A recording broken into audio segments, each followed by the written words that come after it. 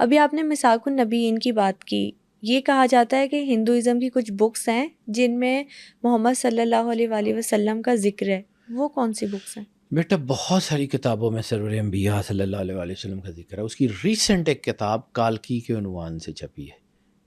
ٹھیک ہے، وہ جو کالکی بک ہے نا، کالکی مووی کی بات نہیں کر رہا ہوں، کالکی جو بک ہے نا، اس کے اندر بہت ساری روایات جو سرور انبیاء صلی اللہ علیہ وآلہ وسلم بادشاہ کونین کے بارے میں وہ موجود ہیں. اس نے کوٹ کیا ہے کہ جس کالکی کا ذکر بھگوان رام نے کیا تھا، جس آنے والے کا ذکر کرشن جی نے کیا تھا، جس کا نام لے کے کرشن جی نے دعا مانگی تھی مہابھارت میں، وہ سرور انبیاء صلی اللہ علیہ وآلہ وسلم ہے.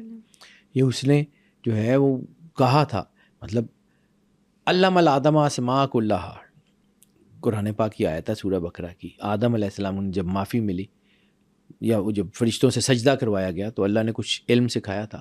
آدم علم الآدم اسماء کلھا، کل ناموں کا علم دیا. کون سے نام تھے؟ اب نام ہوں گے تو کسی شخصیت کے، کسی چیز کے، کسی کا تو نام ہوگا نا. وہ کون تھی جو آدم سے بھی پہلے موجود تھی؟ سوال تو آتا ہے. ٹھیک ہے، اب بلے شاہ کا ایک شعر ہے، تفسیر میں نہیں بتاؤں گا، صرف ایک شعر پڑھ کے سنا دیتا ہوں. حابیل کابیل آدم دے جائے، اتے آدم کس دا جایا، بلائے نہ تو بھی اگے آہا، دادا گود کھڈایا. ٹھیک ہے، کوئی نہ کوئی چیز تو تھی نا. اب آپ کو ایک اور چیز بتاؤں، یہاں پہ ایک اور سیکوینس آپ کو بتاتا ہوں.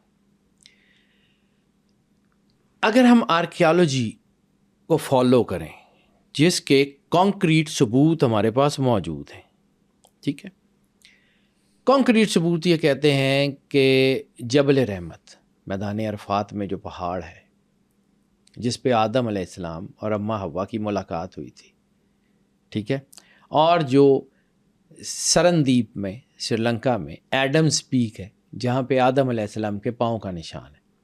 ان کی آرکیالوجی چیک کریں تو یہ 7,500 8,000 سال پرانی پیکس ہیں، اس سے زیادہ پرانی نہیں ہے. آدم علیہ السلام اگر 7,500 8,000 سال پہلے دنیا پہ آئے ہیں تو یہ 1,24,000 نبی سال کا ایک نبی بھی آئے، 1,24,000 تو پورے نہیں ہوتے. جسٹیفائڈ. میں آرکیالوجی کی بنیاد پہ کر رہا ہوں بیٹا، میں کوئی ریلیجس اسکالر کی حیثیت سے بات نہیں کروں. ایڈمز پیک اور جبل رحمت جس کے بارے میں تمام مسلمانوں کا کانسنٹ ہے، ٹھیک ہے، ایڈمز پیک کے بارے میں تو چلو نہیں ہوگا، جبل رحمت جہاں پہ اماں حوا اور حضرت آدم علیہ السلام کی ملاقات ہوئی تھی، جبل رحمت، ٹھیک ہے، وہیں سے اماں حوا کا جو مزار ہے، جدہ کہتے ہیں دادی کو، جدے میں جو اماں حوا کا مزار ہے، جدہ دادی کا مزار کی وجہ سے اس شہر کا نام جدہ ہے. اوکے، ٹھیک ہے، جدہ میں حضرت اماں حوا کا مزار موجود ہے، ان کی تربت موجود ہے. اس کی آرکیالوجی بھی یہ کہتی ہے کہ تقریباً 7,500 سال پرانی یہ جو ہے وہ گریو ہے.